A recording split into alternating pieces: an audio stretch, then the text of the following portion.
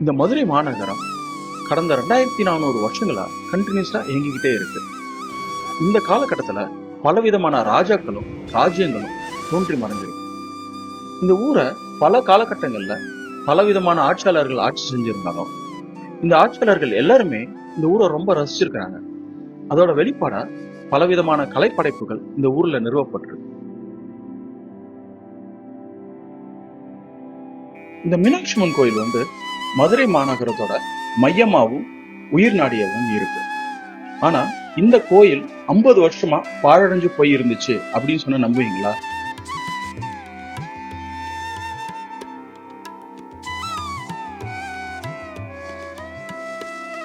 இந்த சொக்கநாதர் கோயில் 7ஆம் நூற்றாண்டுல முற்கால பாண்டியர்களால சின்ன கோயிலா கட்டப்பட்டிருந்தது. அதுக்கப்புறம் 14ஆம் நூற்றாண்டுல வந்த பிற்கால பாண்டியர்கள் வந்து ஈஸ்ட் அண்ட் வெஸ்ட் ராஜகோபுரங்களை கட்டினாங்க. அன்னைக்கு தேதிக்கு அது தமிழ்நாட்டிலேயே மிக உயரமான கோபுரங்களா இருந்திருக்கு. அதுக்கப்புறம் இந்த டெல்லி சுல்தானேட் வந்து இந்த கோயிலை வந்து நிறைய டேமேஜ் பண்ணிட்டாங்க. அதனால ஒரு 50 வருஷத்துக்கு இந்த கோயில் வந்து பாழடைஞ்ச கோயிலாவே இருந்திருக்கு. எந்த விதமான பூஜையும் நடக்கல. அதுக்கப்புறம் வந்த நாயக்கர்கள் இந்த கோயிலை வந்து புனரமைச்சு கோயிலுக்கு பூஜை எல்லாம் நடக்கிறதுக்கான எல்லா காரியங்களையும் செஞ்சாங்க. அது மட்டும் இல்லாம அவங்க நிறைய மண்டபங்களையும் உயரமான கோபுரங்களையும் இந்த கோயில் காம்ப்ளெக்ஸ்ல ஆட் பண்ணியிருக்கிறாங்க. இன்னைக்கு நாம நாயக்கர்கள் ஆட் பண்ண சில மண்டபங்களை பத்தியும் ராஜகோபுரங்களை பத்தியும் அப்புறம் நாயக்கரோட கனவு கோபுரமான ராயகோபுரம் பத்தியும் நீங்க பார்க்கலாம்.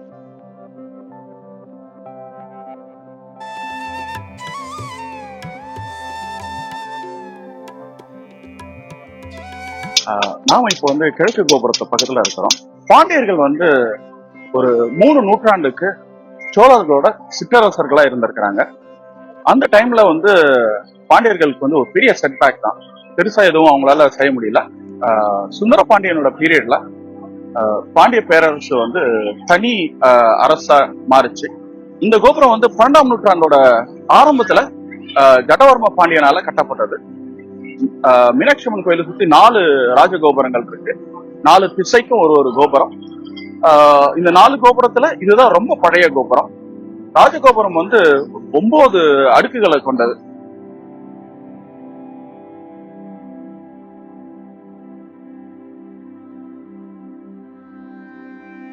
இந்த கோபுரங்கள் வந்து 2 பகுதிகளா பிரிக்கப்படுது. ஒண்ணு வந்து பேஸ், இது வந்து கருங்கல்லால செய்யப்பட்டது. மோஸ்ட்லி இது வந்து இந்த கோபுரத்துக்கு வந்து ஸ்ட்ரக்சரல் ஸ்ட்ரென்த் கொடுக்கக்கூடிய ஒரு பாகம். ரெண்டாவது வந்து கலர்ஃபுல்லான கலைநயமிக்க சிலைகள் இந்த கோபுரத்துல இருக்கு. இந்த சிலைகள் வந்து செங்கல், களிமண், மணல் இதெல்லாம் சேர்ந்து செய்யப்படுது. முதல்ல அந்த சிலைகள் வடிக்கப்பட்டு அதுக்கு மேல வர்ணம் பூசப்பட்டு ஒரு கலர்ஃபுல்லான கோபுரமா உருப்பெறுது. இப்போ இந்த கோபுரத்துல வந்து கட்டுமான பணி நடந்துகிட்டு இருக்கு. இன்னும் ஒரு வருஷம் 2 வருஷம் நடக்கும் அப்படின்னு நினைக்கிறேன். இந்த கோபுரம் வந்து டைரக்டா உள்ள இருக்கிற சுந்தரேஸ்வரர் கோயிலுக்கு வந்து கொண்டு போகும். நடுவுல வந்து ஒரு 4-5 வருஷத்துக்கு முன்னாடி இங்க ஒரு பெரிய தீ விபத்து ஏற்பட்டனால இந்த மண்டபம் வந்து நிறைய சேதம் ஆயிடுச்சு. இப்போ திருப்பி கட்டிக்கிட்டு இருக்கிறாங்க. இந்த என்ட்ரன்ஸ் அதனால இப்போதைக்கு யூஸ் பண்றதுக்கு அலோவ் பண்றது இல்லை.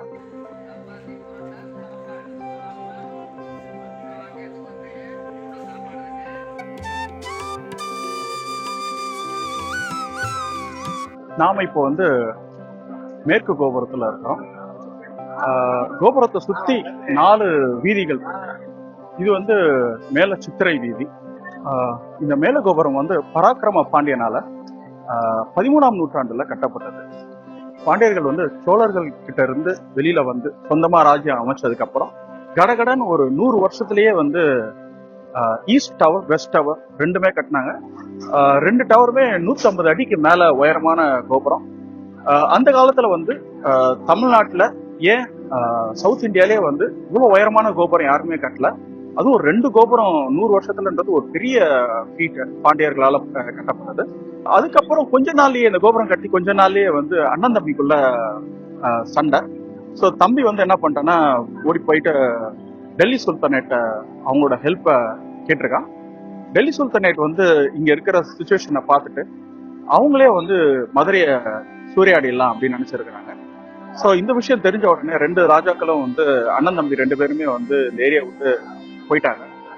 டெல்லி சுல்தானேட் வந்து போர் வீரர்களோட இங்க உள்ள வந்து இங்க இருக்கிற இந்த ஊர்ல இருக்கிற விலையுயர்ந்த பொருள்கள் எல்லாத்தையும் சூறையாடிட்டு போயிட்டாங்க. அதுக்கப்புறம் மதுரை வந்து ரொம்ப பெரிய செட்பேக், ரொம்ப பொலிவிழந்து போயிருச்சுன்னு சொல்லலாம். ஸோ அதுக்கப்புறம் ஒரு 50 வருஷத்துக்கு இந்த இடம் வந்து பாழடைஞ்சு போயிடுச்சுன்னு சொல்லலாம். நிறைய டேமேஜ் கோயில்ல, கோபுரங்கள்லாம் கூட டேமேஜ் ஆயிருச்சு. ஸோ அப்படி ஒரு சூழ்நிலையில தான் வந்து 14ஆம் நூற்றாண்டோட முடிவு இருந்துச்சு.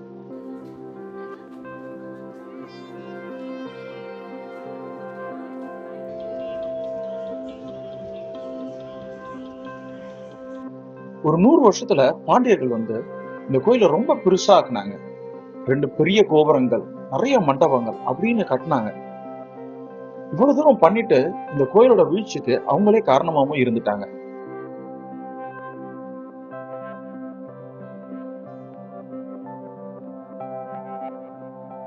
இந்த கோயிலை சுத்தி 100 வருஷத்துக்கும் பழமையான நிறைய கடைகள் இருக்கு. ஒரு சில கடைகள் வந்து 6-7 தலைமுறையா ஒரே குடும்பத்தார் நடத்திட்டு வராங்க. அப்படி ஒரு கடையை தான் நம்ம இப்ப பார்த்துட்டு இருக்கோம். நாம இப்போ வந்து நாகப்பட்டினம் அல்வா கடை அப்படின்ற கடையில இருக்கிறோம். இது வந்து 1901 இருந்து இங்க இருக்கு. ரொம்ப பழைய கடை. சின்ன வயசுல இருக்கிறப்ப எங்க தாத்தா இங்க இருந்து அல்வாலாம் வாங்கிட்டு வருவாங்க. நான் வந்து இங்க போன வருஷம் வந்திருந்தப்போ அல்வா வாங்கினேன், செமையா இருந்துச்சு. அப்புறம் காரச்சேவும் இங்க நல்லா இருக்கும். ஸோ இப்போ வந்து காரச்சேவும் அல்வாவும் வாங்கிட்டு போறேன் நான்.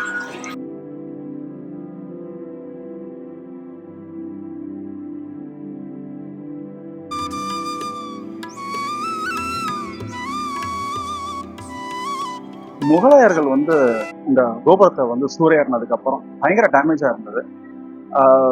அப்போ வந்து பாண்டியர்கள் காலத்துல வந்து கோயிலை சுத்தி ஒரு கோட்டை சுவர் கிடையாது. அது வந்து ஒரு பெரிய ப்ராப்ளமா இருந்தது. அதுக்கப்புறம் அந்த விஜயநகர பேரரசு கோயிலை வந்து சீர்படுத்தி, ராஜா வந்து கோயிலுக்காக நிறைய நகைகளும், அப்புறம் இந்த ஊரை சுத்தி இருக்கிற 2-3 கிராமத்தையும் கொடுத்து இந்த கோயிலை மெயின்டைன் பண்றதுக்காக வேலையெல்லாம் ஆரம்பிச்சாங்க. அதுக்கப்புறம் இந்த கோயில வந்து இன்னும் அடுத்து படையெடுப்பு எல்லாம் வந்துச்சுனாக்க காப்பாற்றணுன்றதுக்காக நம்மளுக்கு பின்னாடி இருக்கிற கோட்டை சுவர் வந்து கட்டப்பட்டது. இது வந்து இந்த சித்திரை வீதி அப்படின்றது வந்து இந்த கோயிலை சுத்தி இருக்கிற 4 சைட்லயும் 4 சித்திரை வீதி இருக்கு. அந்த சித்திரை வீதிக்கு முன்னாடி இந்த கோட்டை கட்டப்பட்டது. இந்த கோட்டை சுவர் வந்து கிட்டத்தட்ட 1 கிலோமீட்டர் ஒரு சைட்லயும், 4 சைட்ல வந்து 4 கிலோமீட்டர் இருக்கும். அது பெரிய கோட்டை சுவர், பெரிய வேலை. அது கிட்டத்தட்ட ஒரு 100 வருஷம் இந்த வேலை நடந்து அதை வந்து கட்டி முடிச்சாங்க. கட்டி முடிக்கிறப்போ வந்து கிட்டத்தட்ட நாயக்க மன்னர்கள் வந்து ஆட்சி செஞ்சுட்டு இருந்தாங்க. டெல்லி சுல்தானேட்டோட 50 வருஷ ஆட்சியில இந்த கோயில் வந்து நிறைய சிதிலம் அடைஞ்சு போச்சு. ஆனாலும் அதுக்கப்புறம் அந்த நாயக்க மன்னர்கள் இந்த கோயில் மேல ரொம்ப அக்கறை எடுத்து 2 பெரிய கோபுரங்களை கட்டினாங்க. இவங்க கட்டினதுக்கு அப்புறம் தான் இந்த கோயில்ல 4 டைரக்ஷனுக்கும் 4 ராஜகோபுரங்கள் வந்துச்சு. அது இல்லாம இவங்க வந்து நிறைய மண்டபங்களும் ஆட் பண்ணி இந்த கோயிலை ரொம்ப பெருசாக்குனாங்க. இன்னைக்கு எபிசோட்ல நாம அவங்க கட்டின சில மண்டபங்களை பத்தியும் அவங்க கட்டின 2 ராஜகோபுரங்கள் பத்தி பார்க்கலாம்.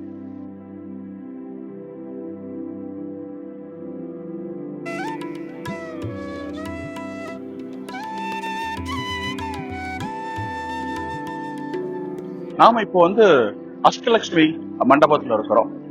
இது வந்து நாயக்கர் காலத்துல கட்டப்பட்டது. திருமண நாயக்கருக்கு வந்து 2 வைஃப், அவங்க 2 பேரும் சேர்ந்துதான் இந்த கோயில் கட்டியிருக்கிறாங்க. அஷ்டலட்சுமி அப்படின்னாக்கா 8 லட்சுமி. லட்சுமிக்கு வந்து 8 அவதாரம் இருக்கு. அந்த 8 அவதாரமும் இந்த மண்டபத்துல சிற்பமா செஞ்சு வச்சிருக்கிறாங்க.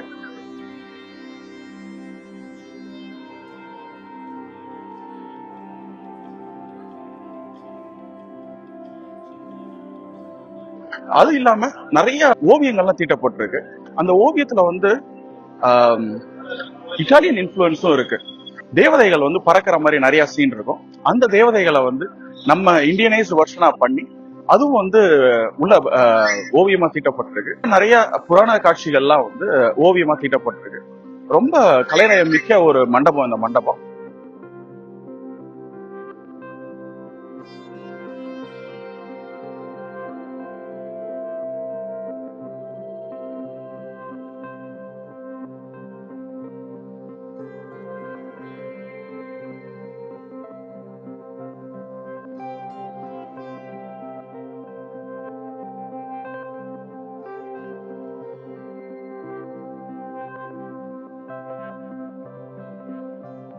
நாம இப்போ வந்து மேற்கு கோபுரத்துல இருக்கிறோம்.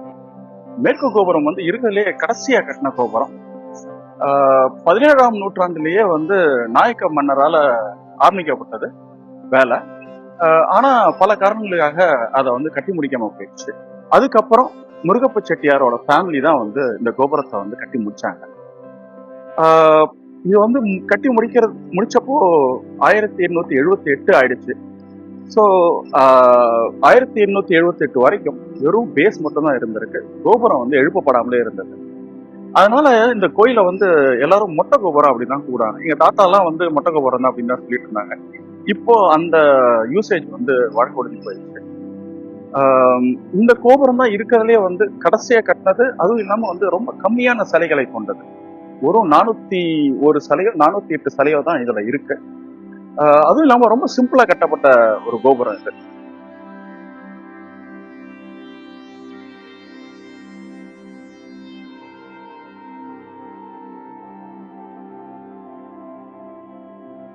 நாயக்க மன்னர்கள் வந்து அடிப்படையிலேயே பிசினஸ் பண்ற கம்யூனிட்டியை சேர்ந்தவங்க. அவங்க வந்து ஆந்திரால இருந்து மதுரைக்கு ஆளுநர்களா வந்தப்போ அவங்க கையோட சௌராஷ்டிர நெசவாளர்களையும் கூட்டு வந்திருந்தாங்க. அவங்களுக்கு வந்து மதுரை திருச்சியில வந்து நிறைய வசதிகள்லாம் செஞ்சு கொடுத்தாங்க. அதன் மூலியமா நிறைய கைத்தறி ஏற்றுமதி செய்ய முடிஞ்சது. அதனால அரசுக்கு நிறைய வருவாயும் வந்துச்சு. அந்த வருவாயை வச்சுதான் அவங்க வந்து நிறைய கலைப்படைப்புகள் கோயில் பணிகள் எல்லாம் செய்ய முடிஞ்சது அவங்களால. இன்னைக்கு சௌராஷ்டிர மக்கள் வந்து பல ஃபீல்டுல நிறைய வளர்ந்து வர்றாங்க. ஆனா இன்னமும் நிறைய பேர் வந்து கைத்தறி நெசவாளர்களா இருக்கிறாங்க. அப்படி 2 பேரை நம்ம இன்னைக்கு பார்க்க போறோம். வாங்க. நாம் இப்போ வடக்கு கோபுரம் பக்கத்துல இருக்கிற மீனாட்சி சில்க்ஸ் எம்போரியம் அப்படின்ற ஒரு கடையில இருக்கிறோம். இங்க வந்து மதுரையோட ஃபேமஸான சுங்குடி சேலை பத்தி ராஜன் அவர்களும் வெங்கடேஷ் அவர்களும் நம்மகிட்ட வந்து அவங்களுக்கு தெரிஞ்ச விஷயங்களை பகிர்ந்து போறாங்க. நம்ம குஜராத்ல இருந்து நம்ம அப்பா அவங்க அப்பா ஒரு 4 தலைமுறைக்கு முன்னால குஜராத்ல இருந்து வரும்போது அப்ப வந்து திருமல நாயக்கர் நமக்கு அடைக்கலம் கொடுத்து பட்டு நூல் கொடுத்து இருக்க சொன்னார். அதே வந்து இந்த காலப்போக்குல வந்து பட்டு நூல் சௌராஷ்டிரால போய் பட்டு நூல் போய் வெறும் சௌராஷ்டிரா ஆயிடுச்சு. நம்ம பூர்வீகம் வந்து குஜராத்ல சௌராஷ்டிரா சோமனூர் ஊர். இதுதான் பாரம்பரியம் சுங்குடி. இது ஃபுல்லா வந்து உங்களுக்கு ஹேண்ட் பிரிண்டிங் தான். இது ஒரு மாடல் சுங்குடியிலே. இது ஒரு பிரிண்ட். இது ட்ரெடிஷனல் டாட்ஸ். இப்போ வந்திருக்க லேட்டஸ்ட் இந்த மாதிரி மாடல்ஸ் தான். இது திருநெல்வேலி மாவட்டத்துல தயார் பண்றது. இது மதுரை கோயில் புடவை, கோபுரம் புடவை.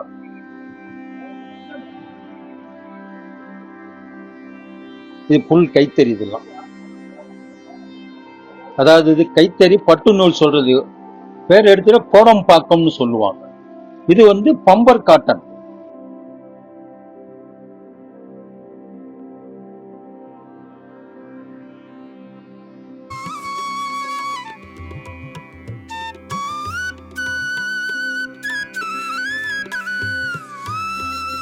நாம வந்து இப்போ புது மண்டபம் அப்படின்ற ஒரு மண்டபத்துல இருக்கிறோம். திருமல நாயக்கர் வந்து 630கள்ல இந்த மண்டபத்தை கட்ட ஆரம்பிச்சாரு. ஒரு 7 வருஷம் வேலை நடந்துச்சு. அதுக்கப்புறம் அந்த மண்டபம் முடிஞ்சது. அவரோட பிளான் என்னன்னாக்க ஈஸ்ட் கோபுரத்தை விட பெரிய கோபுரமா இன்னொன்னு கட்டணும் அப்படின்றதான். அதுக்காக தான் இந்த மண்டபம் கட்டினாரு. புது மண்டபத்தோட என்ட்ரன்ஸ்ல 2 குதிரை வீரர்களை பார்க்கலாம். அதுல ஒண்ணு திருமல நாயக்கர், இன்னொன்னு அரியநாத முதலியார். அரியநாத முதலியார் வந்து விஸ்வநாத நாயக்கர் அவரோட பையனான குமார கிருஷ்ணப்ப நாயக்கர், இவங்க 2 பேருக்குமே படைத்தளபதியா இருந்தாரு. இவர் வந்து ரொம்ப திறமையான படைத்தளபதி. தென் தமிழகத்தை ஃபுல்லா நாயக்கர்களோட ஆட்சி கீழே கொண்டு வந்தாரு. நாம இப்ப பாக்குற கருங்கல் மண்டபம் தான் வசந்த மண்டபம். 300 வருஷத்துக்கு முன்னாடி ஏர் கண்டிஷன் ரூம் எப்படி இருக்குன்னு பாத்திருக்கீங்களா? இப்ப நம்ம பாத்துட்டு இருக்க வசந்த மண்டபம் இல்லையா, ஏர் கண்டிஷன் ரூம் எப்படின்னு பாத்தீங்கன்னாக்க, இந்த வசந்த மண்டபத்தை சுத்தி பள்ளமா இருக்கும். அந்த பள்ளத்துல தண்ணி ஊத்தி வச்சிருவாங்க. வெளியில இருந்து வர்ற காத்து இந்த தண்ணியில பட்டு இந்த இடமே வந்து கூலா இருக்கும். வெயில் காலங்கள்ல திருவிழா நடக்கிறப்போ இந்த வசந்த மண்டபத்துலதான் வந்து எல்லாரும் குழுமி இருப்பாங்க. சோ இந்த இடம் வந்து கூலாவே இருக்கும்.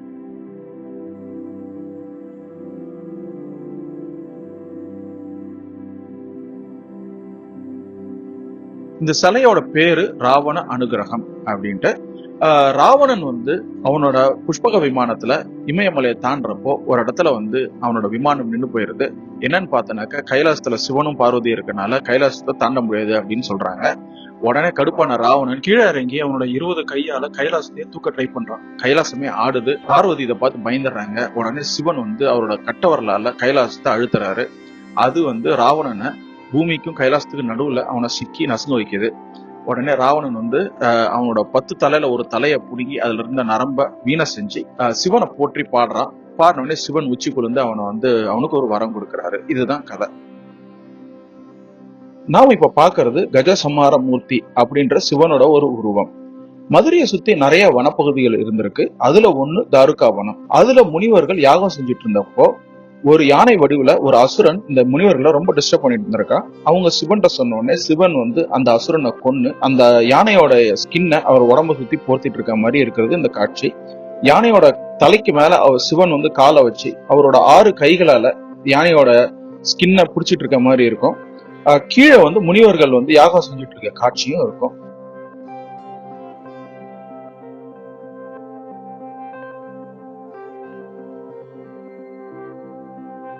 நாம பார்த்துட்டு இருக்கிறது ஏகபாத திருமூர்த்தி.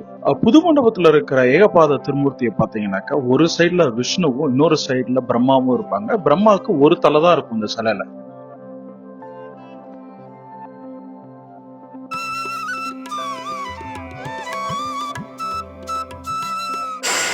மீனாட்சி அம்மன் கோயில் அப்படின்னு ஒன்று குங்குமம் தான் எல்லாத்துக்கும் ஞாபகம் வரும்.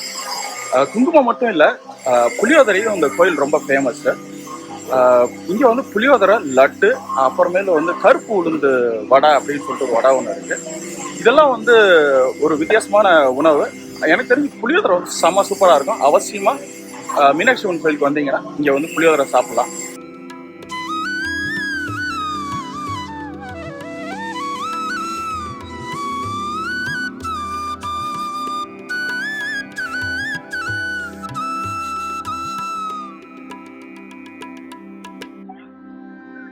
நாம இப்போ வந்து தெற்கு கோபுரம், சவுத் கேட் அப்படின்ற கோபுரத்துல இருக்கிறோம். சின்ன வயசுல வந்து எங்க பாட்டி கூட நான் வருவேன். நான் அது ஒரு எப்படி இருந்தாலும் ஒரு 40 வருஷத்துக்கு முன்னாடி இருக்குன்னு நினைக்கிறேன். காலையில விடிய காலையில எந்திரிச்சு வருவாங்க. ஸோ நானும் அவங்க கூட என்னைக்காவது ஒரு நாள் எந்திரிச்சு நானும் வருவேன். வந்தோம்னாக்கா இந்த சவுத் தெற்கு கோபுரம் வழியா தான் உள்ள போவோம். போன உடனே தெப்பக்குளம் வரும். தெப்பக்குளத்துல வந்து உப்பு, பொரி எல்லாம் விற்பாங்க. என்ன நம்பிக்கை அப்படின்னாக்கா உப்பை வந்து தலையை சுத்தி தெப்பக்குளத்துல போட்டோம்னாக்கா பாவம் எல்லாம் போகும் அப்படின்னு ஒரு நம்பிக்கை. இப்போ வந்து பொரி, உப்பெல்லாம் எதுவும் போட முடியாது. அதே மாதிரி தெப்பக்குளத்துல வந்து மீனும் கிடையாது. நான் வந்து சின்ன வயசுல இருக்கிறப்போ பொரி எல்லாம் போடுவேன். நான் மீன்லாம் வந்து சாப்பிடுவேன். அது பார்த்து ரொம்ப ஜாலியா இருக்கும். அதுக்காகவே வந்து விடிய காலையில எழுந்திரிச்சு நான் வந்து கோயிலுக்கு வருவேன். நான் இப்போ வந்து ரொம்ப ரெஸ்ட்ரிக்ட் பண்ணிட்டாங்க. உள்ள என்ட்ரி வந்து கேமரால எடுத்து போக முடியாது. ஸோ நிறைய மாறிடுச்சு கோயில. மற்ற கோபுரங்களை கம்பேர் பண்றப்போ தெற்கு கோபுரத்தை சுத்தி அதிகமான ஜன நடமாட்டம் இருக்கும். அதுக்கு காரணம் அதை சுத்தி பலவிதமான அங்காடிகளும் பலவிதமான பொருட்களும் விற்பனைக்கு ஆகிறதுனால. மீனாட்சி அம்மன் கோயிலை சுத்தி இருக்கிற 4 ராஜகோபுரங்களும் ஒரே மாதிரி தான் இருக்கும்னு ரொம்ப நாளா நினைச்சிட்டு இருந்தேன். ஆனா உத்து பாத்தீங்கன்னா இந்த தெற்கு கோபுரம் கொஞ்சம் வித்தியாசமா இருக்கும். அதோட பேஸ் அகலமாகவும் அந்த கோபுரம் வந்து தின்னா உயரமாகவும் இருக்கும். நீங்க அதை கவனிச்சிருக்கீங்களா?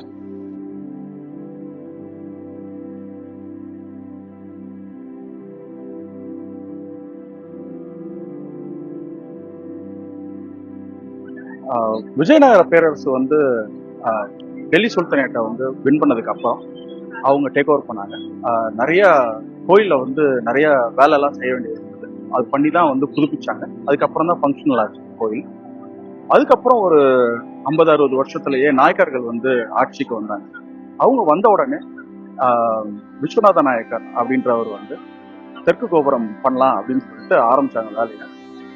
556 கட்டி முடிச்சாங்க அந்த கோபுரத்தை. இதை கட்டினது வந்து பாத்தீங்கன்னாக்கா திருச்சியில இருந்து செவந்தி செட்டி அப்படின்ற ஒருத்தவங்க தான் கட்டினாங்க. இதை ஜென்ரலா வந்து கோபுரம்னாலே வந்து அரசர் தான் கட்டுவாங்க அப்படின்னு நம்ம நினைப்போம். இது வந்து செட்டின்றது இந்த ஊர்ல இருக்கிற பிசினஸ் பண்ற மக்கள், அவங்க வந்து இதை எடுத்து பண்ணியிருக்கிறாங்க. 4 ராஜகோபுரம் இருக்கு. 4 கோபுரத்துல இதுதான் வந்து இருக்கிறதுலே ஹையஸ்ட் ராஜகோபுரம், 161 அடி. அதே மாதிரி இதுல வந்து 1500க்கு மேற்பட்ட சிலைகள் வந்து இருக்கு. அந்த சிலைகள்ல எனக்கு ரொம்ப பிடிச்சது அப்படின்னு பாத்தீங்கன்னாக்கா மகா சதாசிவம் சிலை ஒண்ணு இருக்கு. 25 தலை 50 கை, பார்க்கறதுக்கு பிரம்மாண்டமா இருக்கும். அவசியமா நீங்க வந்தீங்கன்னா பாருங்க அதை. அது இல்லாம ராவணன் வந்து இமயமலையை தூக்கி நிக்கிற மாதிரி அந்த இமயமலையில வந்து சிவனும் பார்வதியும் உட்கார்ந்துட்டு இருக்க மாதிரி ஒரு சிலை ஒண்ணு இருக்கும். இதெல்லாம் வந்து ரொம்ப அவசியமா பார்க்க வேண்டிய சிலைகள்.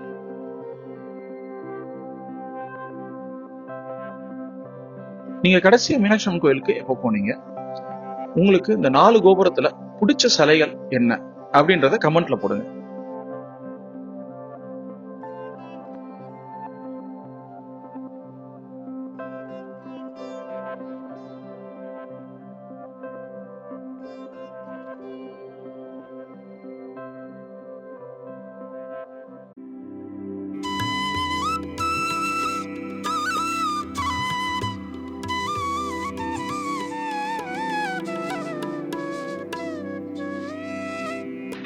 நாம இப்போ வந்து 7 கடல் வீதி அப்படின்ற ஒரு தெருவில் இருக்கிறோம். இதுக்கு வந்து 7 கடல் அப்படின்னு ஒரு காரணம் வர்றதுக்கு என்ன காரணம்னா, இங்க பக்கத்துல வந்து ஒரு குளம் இருந்துச்சு. அந்த குளத்துல வந்து 7 கடல்ல இருந்து கொண்டு வந்த தீர்த்தங்கள் இதை போட்டதுனால இது வந்து 7 கடல் வீதி அப்படின்னு கூப்பிட்டாங்க. இதுல வந்து கிட்டத்தட்ட 400க்கு மேற்பட்ட சிற்பங்கள் வந்து இந்த கோபுரத்துல வந்து பண்ணியிருக்கிறாங்க. நம்ம நார்த் கோபுரம் பார்த்தோம் இல்லையா, நார்த் கோபுரம் வந்து கிட்டத்தட்ட இதே மாதிரிதான் இருந்தது, மொட்டை கோபுரமா இருந்துச்சு. அதாவது பேஸ் மட்டும் கட்டி மேல அதுக்கு மேல கட்டாம இருந்தாங்க.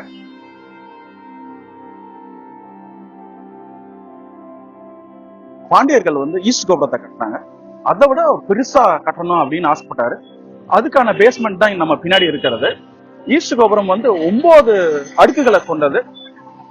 திருமலை நாயக்கர் நினைச்ச மாதிரி இந்த கோபுரத்தை கட்டியிருந்தாங்கன்னா இது வந்து 13 அடுக்கு கோபுரமா வந்திருக்கும். அதுக்கப்புறம் வந்தவங்களால இத இவ்வளவு தூரம் எடுத்து செய்ய முடியல. அதனால வந்து இன்னைக்கு வந்து இது ஒரு கட்டப்படாத ஒரு கோபுரமாவே இருக்கு. திருமலை நாயக்கரோட நிறைவேறாத கனவுல இதுவும் ஒன்னா இருக்கும் போல தெரியுது. இந்த ராஜகோபுரத்தை உத்து பாத்தீங்கன்னா 4 உயரமான தூண்கள் தெரியும். இந்த ஒவ்வொரு தூணும் ஒரே கல்லால் ஆனது, 50 அடி உயரம். அதுல சிங்கம் வித்தியாசமான போஸ்ட் நிக்கிற மாதிரி அந்த தூண் ஃபுல்லா இருக்கும். பார்க்கறதுக்கு ரொம்ப அழகா இருக்கும், இன்ட்ரிகேட்டான டீடைல்ஸ். அதே மாதிரி இந்த தூண் வந்து தெருவோட உயரத்துல இருந்து 4 அடி உள்ள இருக்கும். ஏன்னு பாத்தீங்கன்னா இந்த தூண் கட்டி 300 வருஷத்துக்கு மேல ஆயிடுச்சு. அதனால மக்கள் ரோடு போட்டு 4 அடி உயரத்துக்கு ரோடு போட்டாங்க. சோ இந்த கோபுரம் தரமட்டத்துல இருந்து 4 அடி கீழே இருக்கு. இந்த கோபுரத்தோட வெளிப்புறத்துல திருமலை நாயக்கரோட ஒய்ஃபோட சிற்பங்களும் இருக்கு. திருமலை நாயக்கர் இந்த ராஜகோபுரத்தை கட்டுறதுக்கு முன்னாடி இந்த இடத்துல புரோகிதர்கள் வாழ்ந்து வந்திருக்கிறாங்க.